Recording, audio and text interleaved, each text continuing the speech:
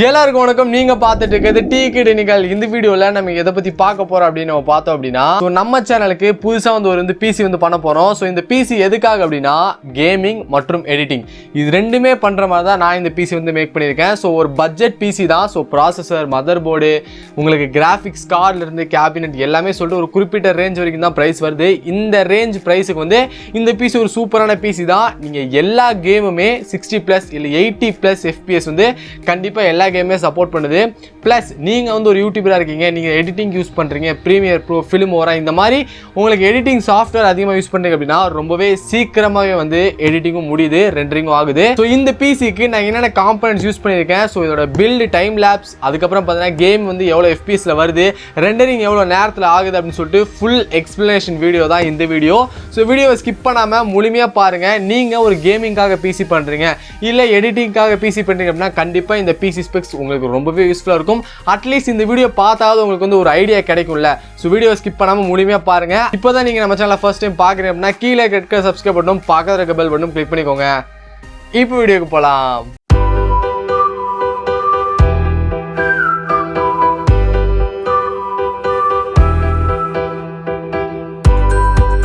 ஓகேங்க, இப்போ பிசின்னு சொல்லிட்டேன். ஸோ இந்த பிசியில் நம்ம ஃபர்ஸ்ட் இந்த ப்ராசஸர் ரொம்பவே முக்கியமான ஒரு ஐட்டம். ஸோ ப்ராசஸர் நீங்கள் என்ன ப்ரோ யூஸ் பண்ணுறீங்க அப்படின்னு சொல்லிட்டு கேட்பீங்க. ஸோ ப்ராசஸர் பார்த்தீங்கன்னா நான் Ryzen 5 3600, அதாவது Ryzen 5ஓட 3rd ஜென்ரேஷன். இது பார்த்தீங்கன்னா 6 கோர் 12 த்ரெட் கொண்ட ஒரு ப்ராசஸர் தான். ஸோ இந்த ப்ராசஸர் பேசிக்காக பார்த்தீங்க அப்படின்னா நீங்கள் எடிட்டிங் ஆகட்டும், கேமிங் ஆகட்டும் எல்லாமே சப்போர்ட் பண்ணக்கூடிய ஒரு ப்ராசஸர் தான். ஸோ 6 கோர் அப்படிங்கிறதுனால பிரச்சனையே கிடையாது. இது பட்ஜெட் ரேஞ்சில் வரனால நம்ம இந்த ப்ராசஸர் சூஸ் பண்ணோம். நான் இன்டெலுக்கு போயிருக்கலாம், ஆனால் இதே காஸ்ட், அதாவது இதே 6 கோர் 12 த்ரெட் இந்த மாதிரிலாம் நான் சூஸ் பண்ண அப்படின்னா இன்டெல்ல கொஞ்சம் ரேட் அதிகமாக வருது. என் பட்ஜெட்டுக்கு நான் இந்த ப்ராசஸரை சூஸ் பண்ணியிருக்கேன். ஸோ இந்த ப்ராசஸர் வெறும் 16,100 நான் வாங்கும் போது. ஸோ இப்போ என்ன அவைலபிள் ப்ரைஸ் இருக்குன்னு சொல்லிட்டு கீழே டிஸ்கிரிப்ஷன் லிங்க் கொடுத்துருக்கேன். சைடு நான் பிரைஸ் டேக் போடுறேன். ஸோ பார்த்துக்கோங்க. ஓகே, ப்ராசஸர் சூஸ் பண்ணிட்டோம். ஸோ அதுக்கப்புறம் பார்த்தீங்க அப்படின்னா பவர் சப்ளை. நான் ஒரு குறிப்பிட்ட கிராஃபிக்ஸ் கார்டு, அப்புறம் ப்ராசஸர், எந்த ப்ராசஸர்லாம் போடணும் அதுக்கு தகுந்த மாதிரி நான் பவர் சப்ளை கொடுத்தாகணும். ஏன்னா பவர் சப்ளை அப்படிங்கிறது தான் ஒரு பிசியோட ஒரு மெயினே நான் சொல்லலாம். ஏன்னா நீங்கள் அதிகமாக கொடுத்தாலும் பிரச்சனை தான், கம்மியாக கொடுத்தாலும் பிரச்சனை தான். கரெக்டான ரேஞ்சுக்கு நீங்கள் பவர் சப்ளை சூஸ் பண்ணி ஆகணும். ஸோ நான் சூஸ் பண்ணிக்கிறது பார்த்தீங்கன்னா கார்சரோட VS 550 watt power supply choose பண்ணியிருக்கேன். ஏன்னா என்னோட கிராஃபிக்ஸ் கார்டுக்கும் ப்ராசஸருக்கும் இந்த பவர் சப்ளை போதும் அப்படின்னு நான் நினைக்கிறேன். ஏன்னா 450 வாட் பவர் சப்ளை போட்டாலும் எனக்கு பத்தாது, 650 போட்டால் அப்படின்னாலும் எனக்கு அதிகமாக இருக்கிற மாதிரி ஒரு ஃபீல் இருக்கும். ஸோ எனக்கு தகுந்த மாதிரி 550 வாட் பவர் சப்ளை நான் சூஸ் பண்ணியிருக்கேன். ஸோ இதோட ப்ரைஸ் எல்லாமே நான் கீழே டிஸ்கிரிப்ஷனில் கொடுத்துருக்கேன், பார்த்ததுக்கு ப்ரைஸ் டேக்கும் கொடுக்குறேன், பார்த்துக்கோங்க. அதுக்கப்புறம் SSD நான் போடுறேன். SSD 240 GB கொண்டான SSD போடுறேன். அதுக்கப்புறம் பார்த்தீங்கன்னா ஹார்ட் டிஸ்க் நான் 1 TB போட்டிருக்கேன். ஸோ இதுக்குண்டான ப்ரைஸ் ரேஞ்ச் எல்லாமே நான் கீழே டிஸ்கிரிப்ஷன்லையும் ப்ரைஸ் டேக்லையும் கொடுக்குறேன். எனக்கு 1 TB ஹார்ட் டிஸ்க் தேவைப்பட்டுச்சு. உங்களுக்கு கம்மியாக வேணுமா இல்லை அதிகமாக வேணுமா அதுக்கு தகுந்த மாதிரி நீங்கள் போட்டுட்டீங்க அப்படின்னா உங்களுக்கு இன்னும் பட்ஜெட் கம்மியாகவும் சான்ஸ் இருக்குது, பட்ஜெட் அதிகமாகவும் சான்ஸ் இருக்குது. சில பேர் யோசிப்பீங்க 1 TB எனக்கு ஹார்ட் டிஸ்க் தானே, எனக்கு 500 GB ஹார்ட் டிஸ்க் போதும் அப்படின்னு சில பேர் இருப்பீங்க. ஸோ 500 GB போட்டிங்க அப்படின்னா இன்னும் கொஞ்சம் ப்ரைஸ் ரேஞ்ச் கம்மியாகும். நீங்கள் 240க்கு பதிலாக 120 GB போட்டாலும் உங்களுக்கு இன்னும் கொஞ்சம் பட்ஜெட் ரேஞ்ச் கம்மியாகும். நான் SSD 240 GBயும் ஹார்ட் டிஸ்க் 1 TBயும் போட்டிருக்கேன். அதுக்கப்புறம் பார்த்தீங்கன்னா எல்லா கேமர்ஸோட கனவுன்னு சொல்லலாம் கிராஃபிக்ஸ் கார்டு. நான் சூஸ் பண்ணிக்கிறது பார்த்தீங்கன்னா ஜிகாபைட்டோட GTX 1660 சூஸ் பண்ணியிருக்கேன். ஸோ இது 2 வின்ஃபோர்ஸ் ஃபேனோட வருது.